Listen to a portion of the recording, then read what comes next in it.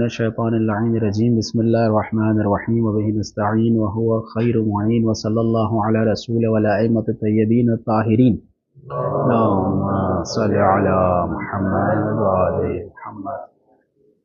اصول کافی جلد نمبر 2 کتاب العشرہ باب فی المناجات۔ اس کی پہلی روایت ہم پڑھیں گے عن ابی عبداللہ علیہ السلام قال اذا کان القوم ثلاثۃ، اگر ایک جگہ پر 3 افراد بیٹھے ہوئے ہوں، فلا یتناجى منہم اثنان، تو ان میں سے 2 آپس میں نہ لگے رہیں، دون صاحبہما، اور تیسرے کو چھوڑ دیں، ایسا نہ ہو۔ کیوں ایسا نہ ہو؟ فإن فی ذلک ما یحزنہ ویؤذیہ، کیونکہ جو تیسرا شخص ہوگا اس کو اذیت بھی ہوگی اور اسے غم بھی لگے گا، غمگین ہو جائے گا۔ یہ کیا بات ہوئی؟ 3 لوگ ایک جگہ بیٹھے ہوئے ہیں، 2 آپس میں لگے ہوئے اور ایک کو بالکل نظر انداز کر دیا، گویا کہ آپ اس کو اہمیت نہیں دے رہے۔ اس کے بعد دوسری روایت ہے عن ابی الحسن الاول علیہ السلام قال اذا كان 3 في بيت فلا يتناجى 2 دون صاحبهما، اگر ایک کمرے میں 3 لوگ موجود ہوں تو اس میں سے ایسا نہ ہو کہ 2 باتوں میں لگے رہیں اور تیسرے کو چھوڑ دیں۔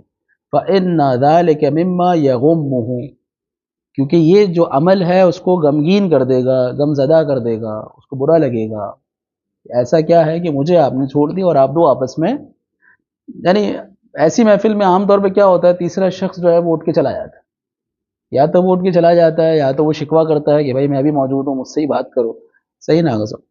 تو یہ محفل کے ادب کے خلاف ہے کہ 3 لوگ موجود ہوں اور 2 آپس میں لگے رہیں اور تیسرے کو چھوڑ دیں۔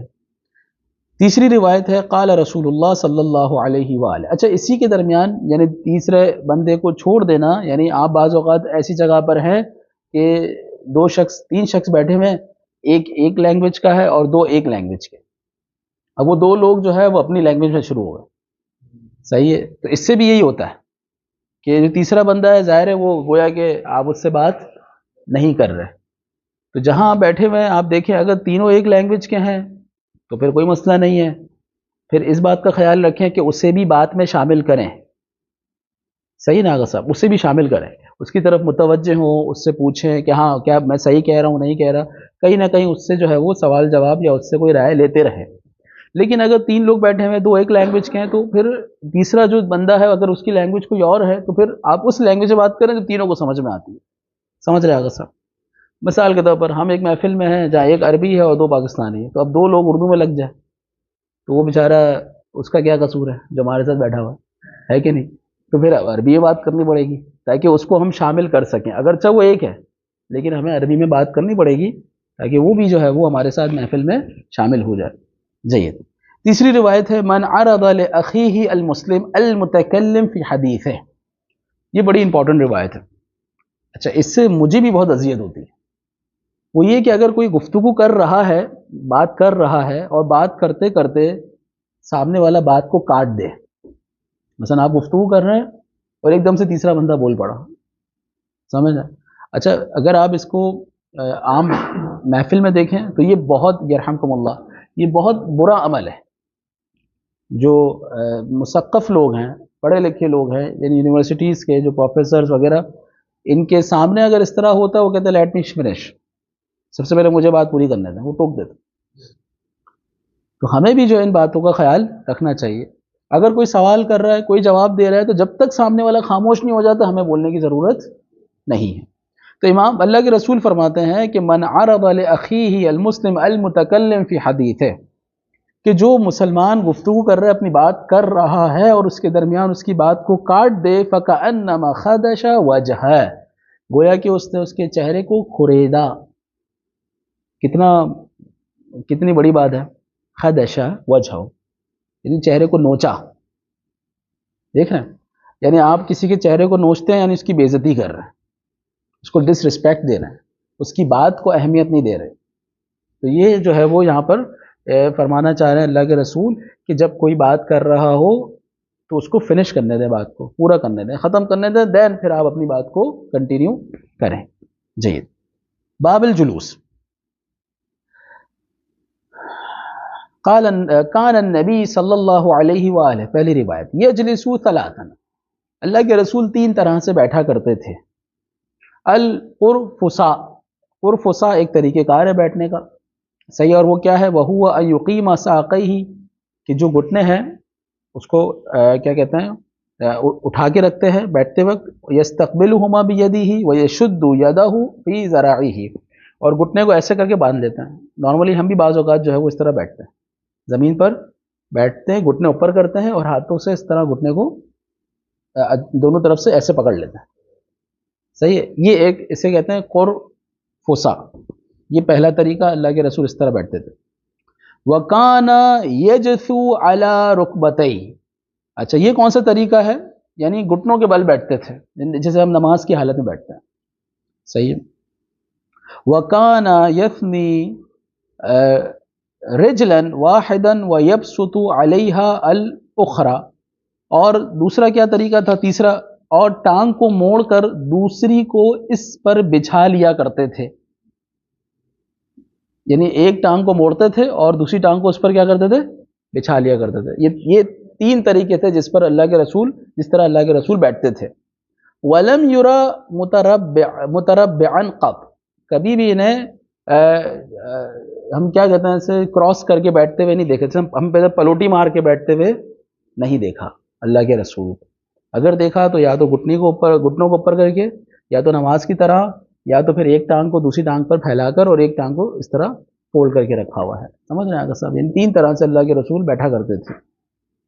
دوسری روایت ہے، قال رأیت علی عن ابی حمزہ سمالی قال رأیت علی بن الحسین علیہ السلام قاعدا واضعا احدى رجلیہ علی فخذہ، یعنی ایک ٹانگ کو دوسری ٹانگ کی ران پر رکھا ہوا ہے. کس نے؟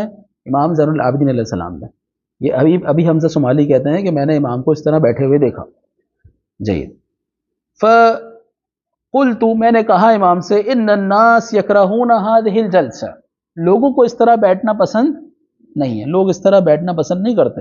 اور کیا کہتے ہیں؟ وَيَقُولُونَ إِنَّهَا جَلْسَةُ الرَّبْ، یہ تو رب کے بیٹھنے کا طریقہ ہے، اس طرح بیٹھنا اچھی بات نہیں ہے. فقال انی انما جلست هذه الجلسہ للملال، میں جو اس طرح بیٹھا ہوں تھوڑا سا ملل ہو رہا تھا، ٹانگوں کو راحت دینے کے لیے ایک ٹانگ کو دوسرے ٹانگ کے جو ہے وہ ران پہ رکھ کے بیٹھا ہوں میں. صحیح ہے، تو یہ میں ملالت کی وجہ سے بیٹھا ہوں، تھوڑا سا جو ہے وہ کیا بولتے ہیں، اپنے آپ کو سکون دینے کے لیے بیٹھا ہوں. فقال انی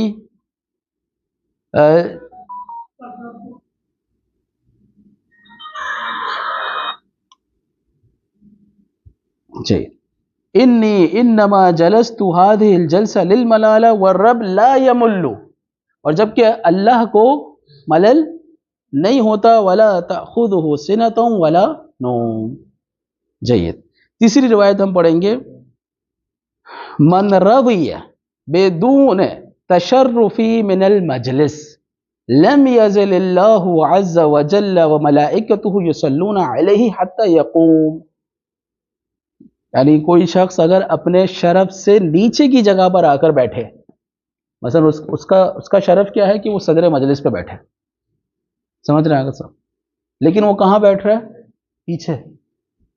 تو امام فرماتے ہیں کہ ایسے شخص پر جب تک وہ اپنی جگہ سے نہ چلا جائے، فرشتے اس پر درود و سلام بھیجتے رہتے ہیں. جی. اچھا ہم کیا کوشش کرتے ہیں کہ یار ہمیں صدر مجلس میں نہیں بلایا، اسٹیج پہ کیوں نہیں بلایا ہے کہ نہیں آگے.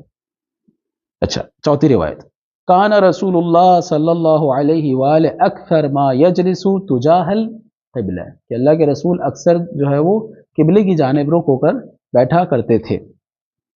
جی. پانچویں روایت، جلس ابو عبداللہ علیہ السلام متورکا رجلہ الیمنى علی فخذہ الیسری، یعنی سیدھا پاؤں جو ہے وہ الٹے پاؤں کی ران پر ہے. فقال له رجل، تو ایک شخص نے اللہ کے رسول امام سے کہا، امام جعفر صادق سے، جعلت فداک هذه جلسة مکروہ، یہ جو بیٹھنے کا طریقہ ہے یہ لوگوں کو پسند نہیں ہے. فقال لا انما هو شیء، امام فرماتے ہیں کہ یہ اس میں کوئی کراہت نہیں ہے، یہ تو وہ بات ہے کہ جو یہودی کہتے ہیں. کیا کہتے ہیں؟ لما، یہودی یہ فرماتے ہیں، لما ان فرغ اللہ عز وجل من خلق السماوات والارض واستوى على العرش جلس هذه الجلسة ليستريح، کہ جب پروردگار عالم نے زمین و آسمان کو خلق کر لیا تو وہ تھک گیا، اور تھکنے کے بعد وہ اس طرح سے بیٹھا. سمجھ رہے ہیں؟ فانزل اللہ عز وجل لا اللہ لا الہ الا هو حی القیوم لا تاخذہ سنۃ ولا نوم، نہ اونگ آتی ہے نہ نیند آتی ہے. سمجھ رہے ہیں صاحب؟ خدا ایسا ہے کہ جسے نہ اونگ آتی ہے اور نہ ہی نیند آتی ہے. وبقی ابو عبداللہ علیہ السلام متورکا کما ہوا، اور امام اسی طرح بیٹھے رہے. سمجھ رہے ہیں؟ تو بعض چیزیں جو ہے وہ عام لوگوں کو سمجھ میں نہیں آتی، کہ یہ لوگ سمجھتے ہیں کہ اس طرح نہیں بیٹھنا چاہیے، لیکن اس کے پیچھے وجہ کیا ہوتی ہے نہیں پتہ ہوتی. تو امام نے یہاں وجہ بتائی ہے کہ اس طرح لوگ اس لیے پسند نہیں کرتے کہ یہودیوں نے ایک رومر پھیلا دی ہے، شہرت کر دی ہے کہ اس طرح بیٹھنا جو ہے وہ اچھی بات نہیں ہے. چھٹی روایت، کان رسول اللہ صلی اللہ علیہ وآلہ اذا دخل منزلا قعد فی ادنى المجلس الیہ حین یدخل، یعنی اللہ کے رسول جب کسی جگہ پر کسی منزل میں داخل ہوتے تھے، یعنی کسی گھر میں داخل ہوتے تھے یا کسی محفل میں داخل ہوتے تھے، تو جو پہلی جگہ نظر آتی تھی وہاں بیٹھ جاتے تھے. یہ نہیں کہ مجھے آگے کیوں نہیں بلایا. یعنی اللہ کے رسول کے بارے میں ان کی صفات میں سے تھا کہ وہ جب اصحاب کے درمیان بیٹھتے تھے تو بالکل محسوس نہیں ہوتا تھا کہ یہ نبی ہے، یعنی اپنے آپ کو الگ سے محسوس نہیں کرواتے تھے. اس کے بعد ساتویں روایت ہے، قال امیر المؤمنین علیہ السلام سوق المسلمین کا مسجدہم، اچھا مسلمانوں کا بازار ان کی مسجد کی طرح ہے. اب کیسے؟ فمن سبق الیہ، یہ وجہ شبہ ہے دونوں کے درمیان. شباہت کیا پائی جاتی ہے؟ اس طرح سے جیسے ہم مسجد میں جاتے ہیں، مسجد کھلی ہوئی ہے، جو جہاں کھڑا ہوتا ہے وہ جگہ اس کی ہو جاتی ہے. صحیح ہے؟ جیسے حرم میں کیا ہوتا ہے، لوگ سجدہ رکھ کے اور تسبیح رکھ کے چلے جاتے ہیں. ابھی حق کیا اولویت ہے اس کے لیے، جگہ محجوز کی اور چلے گئے، وضو کر کے آئے دوبارہ اپنی جگہ پہ آگے بیٹھ گئے. اب اس میں لڑنے والی بات نہیں ہے، کیونکہ وہ اس کی حق کی اولویت ہے. صحیح ہے نا سب؟ لیکن ہاں اب ایک شخص جو ہے وہ جگہ محجوز کر کے جا رہا ہے اور وہ آ بھی نہیں رہا، تو اس صورتحال میں ایک الگ موضوع ہے. لیکن عام طور پہ کیا ہوتا ہے کہ تلاوت شروع ہوئی، میں نے اپنی جگہ محجوز کی اور میں وضو کر کے آیا اور اپنی جگہ پہ بیٹھ گیا، یا میرے دوست نے میرے لیے جگہ جو ہے وہ محجوز کر لی. تو امام فرماتے ہیں کہ مسلمانوں کا جو بازار ہے وہ اسی طرح سے ہے. جید، فَهُوَ أَحَقُّ بِهِ إِلَى اللَّيْلِ، اب جو پہلے بازار میں آ جائے گا اپنا ٹھیلا لگا دے گا، اب رات تک یہ جگہ اسی کی ہے، کوئی اور اس جگہ پہ ٹھیلا لگا نہیں سکتا. کوئی یہ نہیں کہہ سکتا میں روزانہ لگاتا ہوں یہاں پر، یہ میری جگہ ہے. سمجھ رہے ہیں؟ ہاں. قال وَكَانَ لَا يَأْخُذُ عَلَى بُيُوتِ السُّوقِ قِرَاءً، اللہ کرے امام کا ظہور ہو جائے.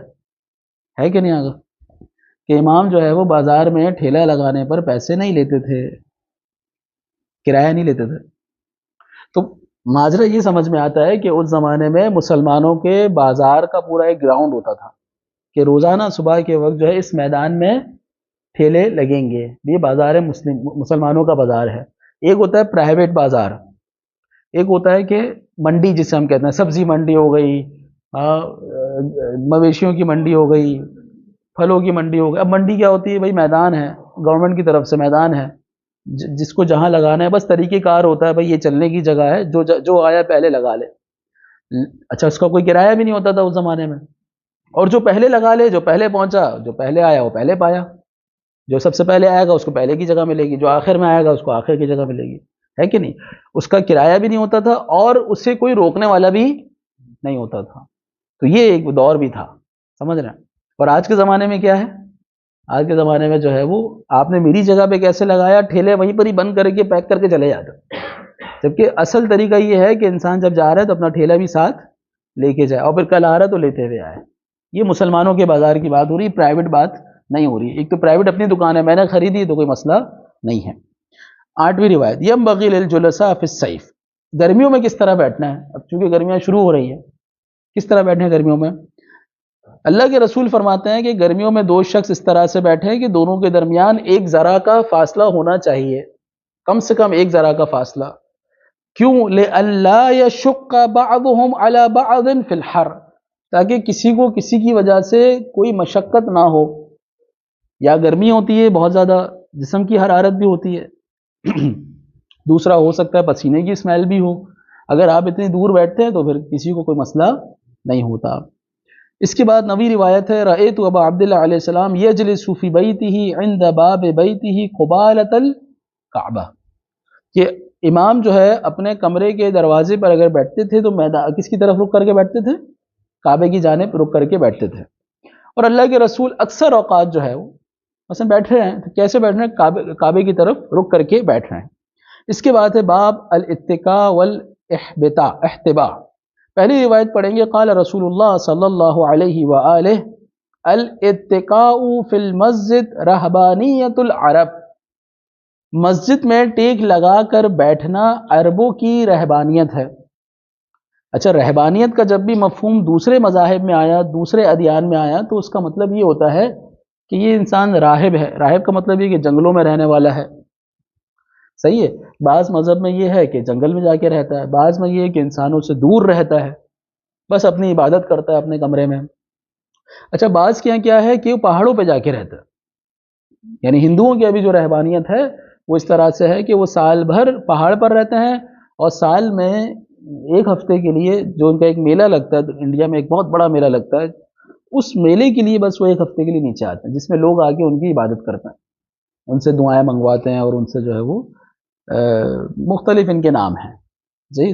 تو یہ ایک رہبانیت ہے دوسرے مذاہب کے اندر۔ اب اگر یہی مفہوم یعنی رہبانیت کا مفہوم اگر ہم اسلام میں لے کر آئیں تو اللہ کے رسول فرماتے ہیں کہ ہمارے یہاں رہبانیت یہ ہے کہ آپ مسجد میں جا کے بیٹھیں، جب آپ فری ہیں مسجد میں چلے گئے، ایسے جا کے بیٹھے، ضروری نہیں ہے کہ انسان عبادت کرنے کے لیے بیٹھے۔ جی آگا صاحب، صوفی ایک نظریہ ہے جو کہ ایک الگ نظریہ ہے، صحیح نا صاحب؟ رہبانیت ایک الگ نظریہ ہے۔ رہبانیت میں انسان راہب ہوتا ہے، وہ دنیا سے کٹا ہوا ہوتا ہے، صحیح نا صاحب؟ جی تو جی آگا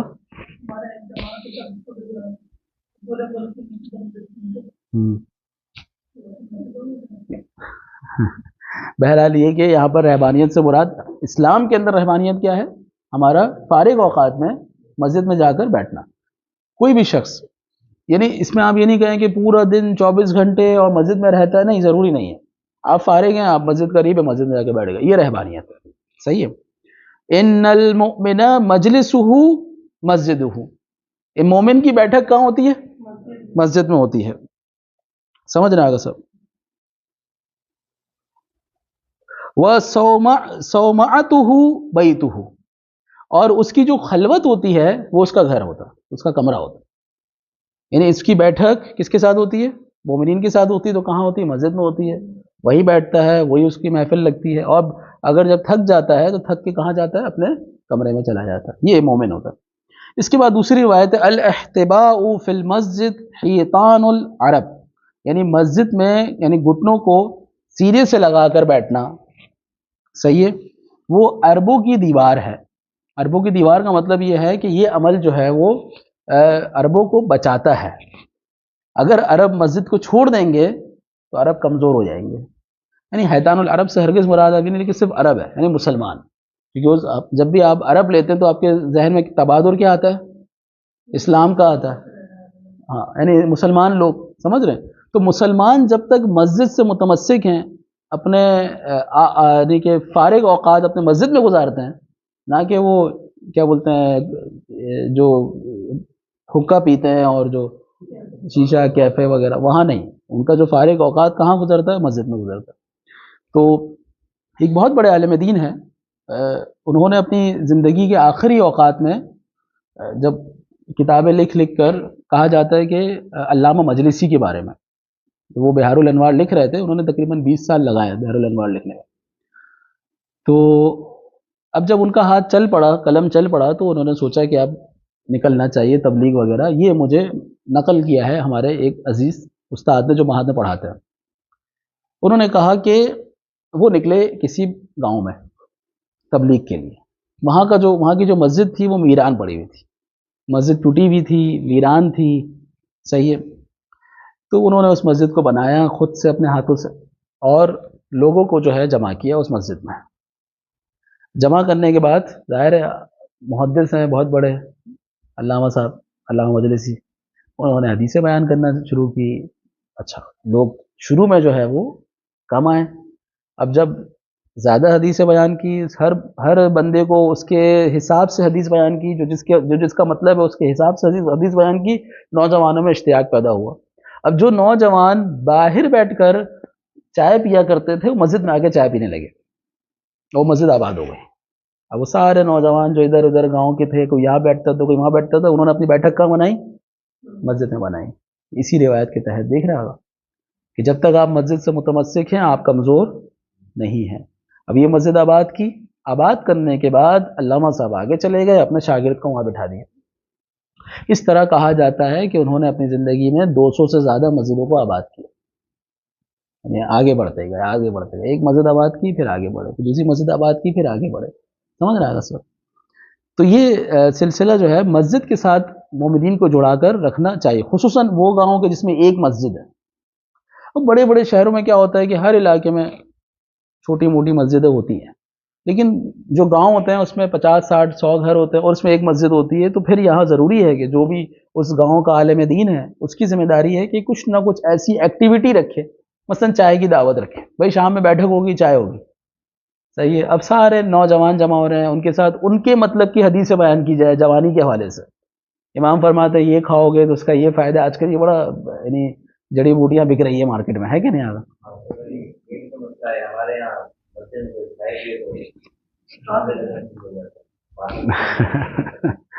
وہ اپنی جگہ ہے، لیکن دیکھیں آپ خود روایتیں دیکھ رہے ہیں، امام ہمیں مسجد میں لانا چاہ رہے ہیں، ہم نے بعض اوقات جیسے نہیں قرآن کو کتنا مقدس کر دیا ہم لوگوں نے، قرآن کو مقدس کیا تو دیوار پہ لگا دیا، صحیح ہے۔ اب جب دیوار پہ قرآن چلا گیا تو ہاتھ بھی نہیں پہنچتا، اتنا مقدس ہو گیا، اب غبار پڑ گیا اس کے اوپر، ہے کہ نہیں؟ اسی طرح ہماری مسجدوں کا بھی حال ہے، ہم نے بڑا مقدس کر دیا مسجد کو، بھائی نہیں مسجد میں کوئی کچھ نہیں بولے گا، بس مولانا صاحب آئیں گے نماز پڑھائیں گے جائیں گے اور فوراً مسجد بند، جبکہ مسجد درس کے لیے ہے، مسجد بیٹھک کے لیے ہے، مومنین ایک دوسرے سے زیارت کریں وہاں پر آ کے، مسجد کا دروازہ 24 گھنٹے کھلا ہونا چاہیے، 24 گھنٹے کھلا ہونا چاہیے، جس کو جو میٹنگ ہے کوئی بات ہے کوئی ادارہ چلانا ہے کوئی دوستوں سے ملاقات کریں یا مسجد میں آ جانا وہیں بیٹھیں گے، یہ ہے مسجد۔ مسجد کا مفہوم صرف یہ تھوڑی کہ عبادت کرے نماز پڑھے اور ختم، یہ اعتکاف خود بتاتا ہے کہ مسجد کی اہمیت کیا ہے، یعنی آپ نے دن اور رات وہی گزارنا ہے، اس سے بڑھ کر اور کیا چاہیے آگا، ہے کہ نہیں؟ رکھیں ولیمہ، لیکن مسجد کا احترام یعنی تقدس پامال نہ ہو۔ اب یہ بھی نہ ہو کہ وہ چیز بالکل ہی جو ہے وہ عام ہو جائے، مسجد کا تقدس اپنی جگہ پر برقرار رہے، ولیمہ رکھیں، کھانا نیچے نہ گرے، لوگ بیٹھے کھانا کھا رہے ہیں، اللہ کا گھر ہے، اللہ کے بندے ہیں، ہے کہ نہیں آگا سر؟ جید۔ چوتھی روایت، سألت ابا عبداللہ علیہ السلام عن الرجل يحتبی بثوب واحد قال ان كان يغطي عورته فلا بأس، یعنی ایک ہی کپڑا پہن رہا ہے، پورے جسم پر ایک ہی کپڑا پہن رہا ہے، مثلا بعض اوقات کیا ہوتا ہے لوگ ایک ایسا دشداشا پہنتے ہیں کہ جو تھوڑا سا موٹا ہوتا ہے، تو وہ ایک ہی پہن رہا ہے کافی ہے، تو کا ایک کپڑا پہنے کوئی مشکل نہیں ہے، اندر کچھ نہ پہنے، صرف ایک دشداشا بھی پہن لے، جبہ پہن لے تب بھی کافی ہے، بس شرط یہ ہے کہ اس کی شرمگاہ جھک جائے، صحیح ہے۔ پانچویں روایت ہے لا يجوز للرجل ان يحتبی مقابل الکعبہ، کہ آپ جو ہے وہ قبلہ رخ ہو کر کپڑے نہ پہنے، یہ جائز نہیں ہے۔ اچھا یہ حرام والا نہیں ہے سلسلہ، یہ کراہت والا ہے، یعنی اخلاق کے خلاف ہے کہ انسان جو ہے وہ قبلے کے رخ ہو کر کپڑے وغیرہ پہنے۔ اچھا اس کے بعد ہے باب دعاب والضحک، بہت امپورٹنٹ باب آ گئی ہے، خصوصاً ہمارے لیے بڑا امپورٹنٹ ہے یہ۔ پہلی روایت ہے سألت ابا الحسن علیہ السلام فقلت جعلت فداك الرجل يكون مع القوم فيجري بينهم كلام، یعنی ایک شخص ایک گروہ کے ساتھ ہے، کچھ لوگوں کے ساتھ ہے، ان کے درمیان ایک بات چیت ہوتی ہے، یمزحون ویضحکون، اور اس باتوں میں وہ لوگ ہنس بھی رہے ہیں مذاق بھی کر رہے ہیں، فقال لا بأس ما لم يكن، یعنی کوئی مسئلہ نہیں ہے جب تک نہ ہو۔ اب راوی کہتا ہے فظننت انه عنا الفحش، یعنی میں یہ سمجھا کہ امام کہنا چاہ رہے ہیں کہ جب تک کوئی فحش گفتگو نہ ہو جائز ہے، میں یہ سمجھا راوی کہہ رہا ہے۔ ثم قال، اس کے بعد امام نے فرمایا ان رسول اللہ صلی اللہ علیہ وآلہ کان یأتیہ الاعرابی، امام کے پاس ایک بدو نشین آتا تھا، صحرا نشین، فیہدی لہ الہدیہ، وہ ہمیشہ جب بھی آتا تھا اللہ کے رسول کے پاس تو ایک گفٹ لے کر آتا تھا، ہدیہ لے کر آتا تھا، ثم یقول مکانہ، اور جب اللہ کے رسول اسے لے لیتے تھے تو فرماتا تھا، کیا کہتا تھا، اعطینا ثمن ہدیتنا، اب آپ نے ہدیہ لے لیا تو پیسے تو دیں۔ فَيَضْحَكُ رسول اللہ، تو اللہ کے رسول مسکراتے تھے. فَكَانَ إِذَا اغْتَمَّ، اب اللہ کے رسول جب بھی غمگین ہوتے تھے کیا کہتے تھے؟ مَا فَعَلَ الْأَعْرَابِ لَيْتَهُ أَتَانَا، کہ جب اللہ کے رسول غمگین ہوتے تھے اسی شخص کو یاد کرتے تھے، کاش وہ آتا اور آج آ کے مجھے ہنساتا. تو ہنسانا ایک دوسرے کو کوئی بری بات نہیں ہے. جیسے ایک مشہور روایت ہے، آپ لوگ نے کئی دفعہ پڑھی بھی ہے، پڑھائی بھی ہے، کہ ایک دفعہ اللہ کے رسول مولا امیر جو ہے ساتھ کھجور کھا رہے تھے، ہے کہ نہیں؟ تو کیا بولتے ہیں، امیر المومنین سے اللہ کے رسول نے کیا کہا کہ علی تم نے ساری کھجوریں تم نے کھا لی، کیونکہ وہ جو گٹلیاں تھیں اللہ کے رسول نے وہ گٹلیاں بھی مولا امیر کی جانب کر دی. تو امیر المومنین نے فرمایا کہ میں نے تو صرف کھجوریں کھائی، آپ نے تو گٹلیاں بھی کھا لی، ہے کہ؟ تو کچھ ہنسی مذاق ایسے ہوتے ہیں کہ جو بڑے شائستہ ہوتے ہیں، ہلکے ہنسی مذاق، کسی کی اس میں دل آزاری نہیں ہوتی اور انسان مسکرا بھی جاتا ہے. عن ابی عبداللہ علیہ السلام قال ما من مؤمن الا وفیہ دعابہ، ہر مومن کے اندر کیا ہے؟ دعابہ ہے. دعابہ کہتے ہیں مسکراہٹ، ہلکی سی شائستہ مذاق، شائستہ ہنسی. فقلت مل دعابہ المزاح، یعنی مذاق کرنا، مزاح کرنا. تیسری روایت، قال ابو عبداللہ علیہ السلام کیف مداعبت بعضکم بعضا، کیا تم ایک دوسرے کے ساتھ، یعنی کیسے تمہارا جو ہے ایک دوسرے کے ساتھ ہنسی مذاق چلتی ہے؟ قلت قلیل، کا بہت کم ہم ایک دوسرے کے ساتھ ہنسی مذاق کرتے ہیں. قال فلا تفعلوا، ایسا مت کرو، کم نہ کرو. فإن المداعبة من حسن الخلق، ایک دوسرے کو ہنسانا یہ اچھے اخلاق میں سے، ہلکی پھلکی ہنسی دینا یہ اچھے اخلاق میں سے ہے. وَإِنَّكَ لَتُدْخِلُ بِهَا السُّرُورَ عَلَى أَخِيكَ، اس طرح تم سامنے والے کے دل میں خوشی ڈال دیتے ہو. وَلَقَدْ كَانَ رَسُولُ اللَّهِ صلی اللہ علیہ وآلہ يُدَاعِبُ الرَّجُلَ، اللہ کے رسول بھی ہنسایا کرتے تھے. یرید ان یسرہ، جب اسے خوش کرنا چاہتے تھے، یعنی اللہ کے رسول جب کسی کو خوش کرنا چاہتے تھے تو اس کے ساتھ مذاق کیا کرتے تھے، لیکن ایسا مذاق کہ جس سے اس کی دل آزاری نہ ہو، جو نیچے بلا رفتن آ رہا ہے شرط کے ساتھ. سمعت ابا جعفر علیہ السلام یقول ان اللہ عز وجل یحب المداعب فی الجماعہ، پروردگار عالم محفل میں ہنسانے والے کو پسند کرتا ہے. خدا پسند کرتا ہے ایسے شخص کو جو ایک محفل ہے اور کوئی اس میں ایسا شخص ہے جو مداعبہ کر رہا ہے، جو ہنسا رہا ہے سب کو. بلا رفتن، حرام نہ ہو، کسی کی دل آزاری نہ ہو، یعنی محفل میں کسی ایک کو موضوع بنایا اور اس پر گفتگو کرنا شروع کر دی، ایسا نہ ہو. ایک عام سا مذاق، کوئی ایسا قصہ بیان کر دیا جس کی وجہ سے سب مسکرا رہے تو کوئی مسئلہ نہیں ہے، بلکہ یہ اچھی بات ہے. اس کے بعد پانچویں روایت ہے ضحک المؤمن تبسم. تبسم کسی خاتون کا نام نہیں ہے کہ مومن کا ضحک جو ہے وہ تبسم ہوتی ہے، نہیں نہیں، مومن کا ضحک سے مطلب یہ کہ مومن کا ہنسنا مسکراہٹ ہے، نہ کہ وہ جو ہے وہ ایسے چلا چلا کے ہنسے کہ آس پاس والے جو ہے وہ گھبرا جائے کہ کوئی بم تو نہیں گر گیا. آج کل ایسے ہی تو ہو رہا ہے، سمجھ رہے ہیں سب.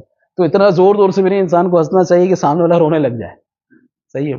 تو انسان کا جو ہنسنا ہے وہ اس کا مسکرانا ہونا چاہیے، کہ انسان مسکرا رہا ہے، ہلکی پھلکی جو ہے وہ آواز نکلے. کثرت الضحک تمیت القلب، زیادہ ہنسنا انسان کے دل کو مردہ کر دیتا ہے. صحیح ہے، ہنسی مذاق ہونی چاہیے لیکن کثرت سے نہ ہو. وَكَثْرَةُ الضَّحْكِ تُمِيتُ الدِّينَ، زیادہ ہنسنا دین کو بھی مردہ کر دیتا ہے. اب جہاں آپ دیکھ رہے ہیں کہ ہنسنے اور ہنسانے پر اچھی، یعنی اس کی مدح میں روایتیں ہیں، اور اگر یہی چیز کثرت سے ہو جائے تو اس کی مذمت ہے. اس کے لیے آسان قاعدہ ہمیشہ یاد رکھیں، کوئی بھی چیز کثرت سے ہوگی اس کی مذمت ہے. دنیا کے اندر ایک قانون ہے، سبحان اللہ، خدا نے دنیا کو ایسا بنایا، سمجھ رہے ہیں. انشاءاللہ ہم جب کتاب توحید پڑھیں گے تو بہت سارے اسرار ہیں دنیا کے جس کو ہم ڈسکس کریں گے انشاءاللہ. جید کما یمیث الماء الملح، جس طرح سے پانی نمک کو ختم کر دیتا ہے، اپنے اندر لے لیتا ہے، اسی طرح سے ہنسی مذاق جو ہے وہ دین کو ختم کر دیتا ہے. اس کے بعد والی روایت ہے عن ابی عبداللہ علیہ السلام ان من الجہل ضحک من غیر عجب، یعنی یہ جہالت میں سے ہے کہ انسان اس جگہ پہ مسکرائے جو مسکرانے والی جگہ ہی نہیں ہے، یعنی ایسے بیٹھے بیٹھے ہر بات پہ مسکرا رہے، ہر بات پہ ہنسی آ رہی، سمجھ رہے ہیں سر. ایسے بچے بھی نہیں کرتے، یعنی بعض لوگ اوور ایکٹنگ کر رہے ہوتے، آپ کچھ بھی بول رہے ہیں وہ مسکرا رہا ہے، جبکہ آپ ہنسانا بھی نہیں چاہ رہے وہ ہنس رہا ہے، سمجھ رہے ہیں. كان يقول لا تبدين عن واضحة وقد عملت الأعمال الفاضحة ولا يأمن البيات من عمل سیئات. یعنی جو برے عمل کرے گا پھر وہ برائی سے بچ نہیں سکتا. اب اسے لوگ کہیں گے، ظاہر سی بات ہے، اگر آپ کوئی برا عمل کریں گے تو لوگ کہیں گے برا. اب اتنی توقع رکھے کہ لوگ آپ کو جو ہے وہ اچھے الفاظ سے پکاریں گے.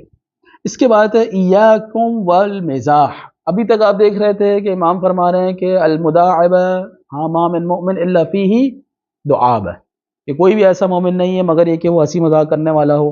اب آپ روایتیں دیکھ رہے ہیں کہ امام اس میں ایاکم والمداعبہ، خبردار ہنسی مذاق نہیں کرنا. فإنہ یذھب بماء الوجہ، کہ وہ چہرے کی ہیبت کو ختم کر دیتا ہے. یہ ہے حقیقت ہے ایسا. جہاں ضرورت ہے وہاں انسان ہنسی مذاق کرے، لیکن ہر وقت ہنسی مذاق نہ کرے. انسان اتنا سلیب بھی نہ ہو، اتنا سخت بھی نہ ہو کہ سامنے والا بولے بھائی ان کی محفل میں جانے سے پہلے 2 رکعت نماز پڑھ کے جاؤ. ایسا نہ ہو کہ ہماری کلاس ہو جائے، ایسا بھی نہ ہو. ہم نہیں بچپن میں بعض جو ہے وہ ٹیچر اتنے سخت ہوتے تھے، ابھی تک کچھ ٹیچرس ہیں جن کے نام مجھے بھی یاد ہے، کہ ہم دعا کرتے تھے کہ اللہ کرے آج ہی نہ آئیں، ان کے گھر میں یہ ہو جائے، ان کے گھر میں اللہ معاف کرے. پتہ نہیں کیسی کیسی دعائیں کرتے تھے. آج یاد کرتے تو برا لگتا ہے. کیوں؟ کیونکہ جیسی کلاس میں آتے تھے ہم سب جو ہے وہ میتوں کی طرح بیٹھ جاتے تھے. آج تو اب پتہ نہیں آج کس کی باری آئے گی، ہے کہ نہیں؟ تو انسان کو اتنا بھی سخت نہیں ہونا چاہیے کہ بچے بھی اس سے جو ہے وہ گھبرائے، اور اتنا بھی نرم نہیں ہونا چاہیے کہ بچے بھی اس کی سر پہ چڑھ کے ناچیں. سمجھ رہے ہیں؟ جید. آخری روایت ہے اذا احببت رجلا فلا تمازحه ولا تمارح. اگر تم کسی شخص سے محبت کرتے ہو تو اس کی مذاق نہ اڑاؤ اور نہ ہی اس کے ساتھ کیا کرو، تمہارے. تمہارے کا معنی کیا ہے؟ کون بیان کرے گا؟ المعانی ڈاؤن لوڈ کیا آپ لوگوں نے؟ اس میں دیکھیں تمہارے کا معنی چیک کیجئے. یہ آپ لوگ کا جو ہے ہوم ورک ہے. ولا فلا تمازحوا ولا تمارح والحمد للہ رب العالمین.